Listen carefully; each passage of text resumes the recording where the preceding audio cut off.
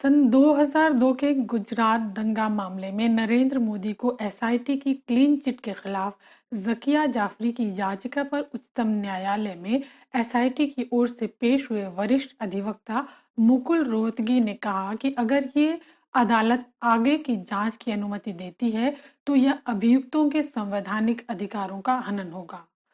Gulbarga society मामले में नरेंद्र मोदी पर आंच आएगी तो ये संवैधानिक अधिकारों का मामला हो गया, जबकि आपराधिक जांच में जब जांच एजेंसियां आरोपियों को अदालत से रिमांड पर लेती हैं और थर्ड डिग्री टॉर्चर और तरह तरह से डराती धमकाती हैं, उनको अपने ही खिलाफ सबूत देने को मजबूर करती हैं, आरोपियों के संवैधानिक अधिकारों की धज्जियां उड़ाती हैं और अदालतें कुछ भी नहीं कहती। गौरतलब है कि अपने स्वयं के विरुद्ध गवाही देने के लिए बाध्य न किए जाने का अधिकार सिविल एवं राजनीतिक अधिकार संबंधी अंतरराष्ट्रीय अभिसमय के अनुच्छेद 14 के अंतर्गत एक सर्वमान्य अधिकार है तथा संविधान के अनुच्छेद 20(3) द्वारा प्रदत्त एक मौलिक अधिकार भी है। इसमें ये कहा गया है कि किसी भी अपराध के अभियुक्त को स्वयं के विरुद्ध गवाही सबूत देने के लिए बाध्य नहीं किया जाएगा। इसे मौन रहने का अधिकार कहा जाता है। क्या पुलिस रिमांड दिया जाना इसका उल्लंघन नहीं करता? गुरुवार को एसआईटी की ओर से पेश हुए वरिष्ठ अधिवक्ता मुकुल रोहतगी ने याचिकाकर्ता ज़किया जाफरी के इस आरोप का खंडन करने के अलावा कि एसआईटी ने बिना उचित जांच किए राज्य के सर्वोच्च पदाधिकारियों को क्लीन चिट दे दी थी, एक कदम आगे बढ़कर इस दलील का उग्र विरोध किया। इसमें कहा गया था कि मजिस्ट्रेट और उच्च न्यायालय में उनके समक्ष महत्वपूर्ण सामग्री की पड़ताल नहीं की। सुनवाई के उत्तरार्ध में गुजरात राज्य की ओर से पेश सॉलिसिटर जनरल उनके साथ शामिल हुए। जस्टिस एएम खानविलकर, न्यायमूर्ति दिनेश माहेश्वरी और न्यायमूर्ति सीटी रविकुमार की पीठ ने सुनवाई के लिए आंशिक सुनवाई का मामला उठाया। पहले के मौकों पर रोहतगी ने एसआईटी के निष्कर्षों, नानावती आयोग द्वारा की गई टिप्पणियों, गुलबर्गा मामले में ट्रायल कोर्ट के फैसले के माध्यम से याचिकाकर्ता द्वारा लगाए गए आरोपों के माध्यम से अदालत में दलीलें दी थी। निचली अदालतों द्वारा चलाए गए आरोपों के विस्तृत विचार को प्रदर्शित करने के लिए ट्रायल कोर्ट और उच्च न्यायालय के निर्णयों के प्रासंगिक अंशों पर प्रकाश डालते हुए श्री रोहतगी ने एसआईटी की ओर से अपनी दलीलों को समाप्त किया। गुजरात राज्य की ओर से पेश सॉलिसिटर जनरल तुषार मेहता ने अपनी दलीलों के साथ बहस की शुरुआत की। मेहता और रोहतगी दोनों वर्तमान कार्यवाही में याचिकाकर्ता संख्या 2 तीस्ता सीतलवाड़ की भूमिका को लेकर इस हद तक संशय में थे कि उन्होंने संकेत दिया कि उनकी भागीदारी प्रेरित थी।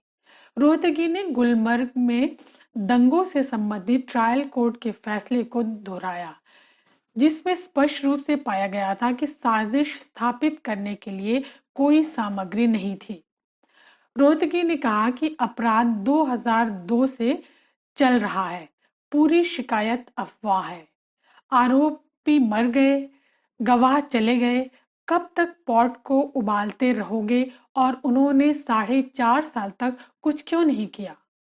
रोहतगी ने तत्कालीन सीएम नरेंद्र मोदी के एक्शन रिएक्शन वाले बयान पर भी सफाई दी।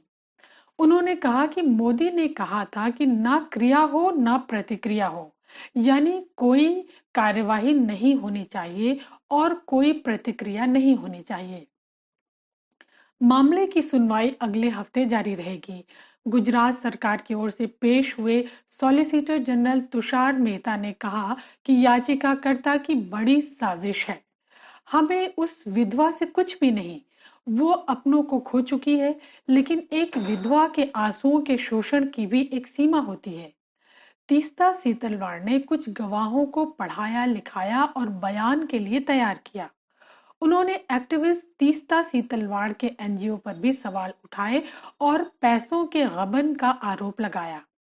गुजरात सरकार ने कहा कि गरीबों की कीमत पर कोई व्यक्ति सुख का आनंद कैसे ले सकता है। ये एक पुरुष एक महिला का ट्रस्ट है। दरअसल पिछले माह हुई सुनवाई के दौरान जकिया जाफरी की ओर से पेश हुई वरिष्ठ वकील कपिल सिब्बल ने कहा था कि जब एसआईटी की बात आती है तो आरोपी के साथ मिली भगत के सबूत स्पष्ट मिलते हैं। राजनीतिक वर्ग की सहयोगी बन गई है एसआईटी। एसआईटी ने मुख्य दस्तावेजों की जांच नहीं की और sting operation tape, mobile phone जब्त नहीं किया। एसआईटी कुछ लोगों को बचा रही थी। शिकायत की गई तो भी अपराधियों के नाम नोट नहीं किए गए। यह राज्य की मशीनरी के सहयोग को दर्शाता है। दरअसल 2002 के गुजरात दंगों के दौरान गुलबर्ग हाउसिंग सोसाइटी हत्याकांड में मारे गए कांग्रेस के पूर्व सांसद एहसान जाफरी की विधवा जकिया जाफरी ने एसआईटी रिपोर्ट को चुनौती देते हुए उच्चतम न्यायालय का दरवाजा खटखटाया है। एसआईटी रिपोर्ट में राज्य के उच्च पदाधिकारियों द्वारा गोधरा हत्याकांड के बाद सांप्रदायिक दंगे भड़काने में किसी भी बड़ी साजिश से इनकार किया गया है। 2017 में गुजरात हाईकोर्ट ने एसआईटी की क्लोजर रिपोर्ट के खिलाफ जकिया की विरोध शिकायत को मैजिस्ट्रेट द्वारा खारिज करने के खिलाफ उनकी चुनौती को खारिज कर दिया गया था। गुजरात दंगे मामले में एसआईटी ने तत्कालीन सीएम नरेंद्र मोदी और अन्य को क्लीन चिट दी थी। इस आदेश के खिलाफ जकिया जाफरी की अर्जी पर सुनवाई के दौरान उच्चतम न्यायालय ने एसआईटी ने कहा कि गुजरात दंगों में व्यापक साजिश का कोई साक्ष्य नहीं मिलता। एसआईटी ने दलील दी कि दंगे को राज्य द्वारा प्रायोजित बताने का याची द्वारा जो दावा किया जा रहा है वो दुर्भावना से प्रेरित है। एसआईटी ने कहा कि राज्य प्रायोजित बताने के पीछे मकसद मामले को हमेशा गर्म रखना है। जस्टिस एएम खानविलकर की अगुवाई वाली बेंच के सामने एसआईटी की ओर से दलील दी गई कि जकिया जाफरी ने व्यापक साजिश का जो आरोप लगाया था उसके तहत शिकायत एफआईआर में नहीं बदली गई थी, क्योंकि हाई कोर्ट ने एसआईटी से कहा था कि वो मामले में गौर करे और फिर कानून के तहत कार्यवाही करे। एसआईटी के वकील मुकुल रोहतगी ने कहा कि जकिया जाफरी ने जो विरोध अर्जी दाखिल की है उसे शिकायत माने जाने को कहा गया है, लेकिन हमारी दलील है कि 20 साल बाद इसे शिकायत क्यों माना जाए। इस मामले को आप गर्म रखना चाहती हैं क्या?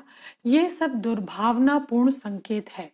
सुप्रीम कोर्ट में रोहतगी ने दलील दी कि इस मामले को इसलिए राज्य प्रायोजित बताया जा रहा है ताकि मामले को गर्म रखा जा सके। सुनवाई जारी है। अगली सुनवाई उसके बाद गुरुवार को होनी थी। पिछली सुनवाई जो हुई उसके बाद अगली सुनवाई के दौरान उच्चतम न्यायालय में एसआईटी ने कहा कि इस मामले में गहन छानबीन हुई और मामले में किसी को बचाया नहीं गया। सुप्रीम कोर्ट में एसआईटी की ओर से मुकुल रोहतगी पेश हुए और उन्होंने दलील दी कि किसी को नहीं बचाया गया और पूरी छानबीन गहन तरीके से हुई है।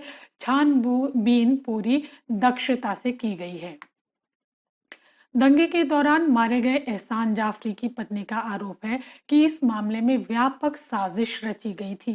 जकिया जाफरी की ओर से उच्चतम न्यायालय में दलील दी गई थी कि गुजरात दंगे में हिंसा को एक योजना के तहत अंजाम दिया गया था और ये बात दस्तावेजों से भी जाहिर होती है। कांग्रेस नेता एहसान जाफरी की दंगों में मौत हो गई थी। उनकी पत्नी जकिया ने एसआईटी की क्लीन चिट के खिलाफ सुप्रीम कोर्ट में अपनी अर्जी दाखिल की है। अहमदाबाद में 28 फरवरी 2002 को गुलबर्ग सोसाइटी में हिंसा के दौरान मारे गए कांग्रेस नेता एहसान जाफरी की पत्नी जकिया जाफरी ने दंगों के दौरान गुजरात के तत्कालीन मुख्यमंत्री नरेंद्र मोदी समेत 64 लोगों को एसआईटी द्वारा दी गई क्लीन चिट को चुनौती दे दी है। जाफरी द्वारा रिकॉर्ड पर रखी गई सामग्री का जिक्र करते हुए सिब्बल ने पीठ से कहा कि ये हत्या या की गई हिंसा के किसी एक व्यक्तिगत मामले से संबंधित नहीं है। ये ऐसी हिंसा है जिसे सोच समझकर अंजाम दिया गया था और दस्तावेजों से इसका पता भी चलता है। उच्चतम न्यायालय ने मंगलवार यानी कि 8 दिसंबर 2021 को ज़किया जाफरी की याचिका पर गुजरात राज्य की ओर से सॉलिसिटर जनरल तुषार मेहता अपनी आखिरी दलील पेश की और उन्होंने गोधरा कांड के बाद राज्य द्वारा उठाए गए कदमों को पेश करते हुए सरकार का फिर से बचाव किया। इसके जवाब में ज़किया के वकील कपिल सिब्बल ने अपनी दलील पेश की। उनकी दलील में गुजरात सरकार और एसआईटी पर सवाल उठाए गए थे। उन्होंने कहा कि आप आग लगाएंगे तो कढ़ाई खोलेगी ही। इसी के साथ ही उच्चतम न्यायालय के justice AM Khanwilkar, justice Dinesh Maheshwari और जस्टिस सीटी रवि कुमार की पीठ ने गुरुवार को फैसला सुरक्षित रख लिया। उच्चतम न्यायालय इस मामले में याचिका की ग्राह्यता पर फैसला देगा, क्योंकि अभी तक ज़किया की याचिका पर अदालत की ओर से नोटिस भी नहीं किया गया है।